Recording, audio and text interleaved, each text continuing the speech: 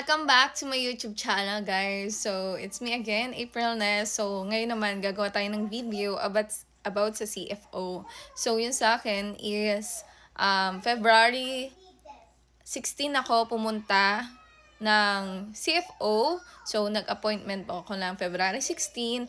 Then, after po nun, 8 to 12. So, sa seminar po kayo.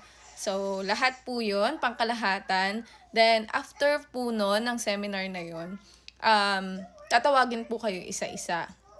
So, sasabihin po ni counselor nyo na doon po kayo kung papasa ba kayo or hindi, kung red flag ba o hindi. And then tatanungin kayo mag-asawa, kailangan alam niyo lahat ng detail ng ng asawa niyo. So sa amin kasi nag-introduce to yourself po kami lahat. And then mabait yung napuntahan kong counselor. So ayun, guys, sabi ng counselor ko lang sa akin is patingin ako ng visa and then patingin ng marriage certificate. So, yun nga, may anak na kami. Yun lang hiningi sa akin. Wala nang additional documents. And, ayun lang, tinanong lang ako kung okay kami ng asawa ko.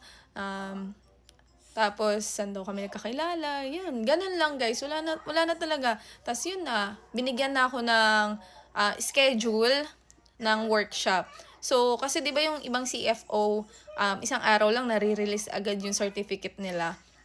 So, tayo mga papuntang Korea, asawa ng mga Koreano is meron tayong workshop na tinatawag. So, February 16, ako nga nagpa-appointment noon sa CFO. And then, February 18, ako nakapag-workshop. And then, after ng workshop na yun, is na-release agad yung certificate ko. So, siningit ako noon ng counselor ko para lang ma-release agad yung certificate ko. So, ayun, guys, ano lang yun, twice a month lang yung CFO na schedule na workshop. Yun, sinasabi nila na workshop. Twice a month lang yun. So, paswertihan na lang kung makakuha ka agad. So, sabi nga nila, wag muna po tayong magbubook ng flight. Diba? Kung nagmamadali po tayo, hindi po agad-agad yung marirelease agad yung certificate, okay?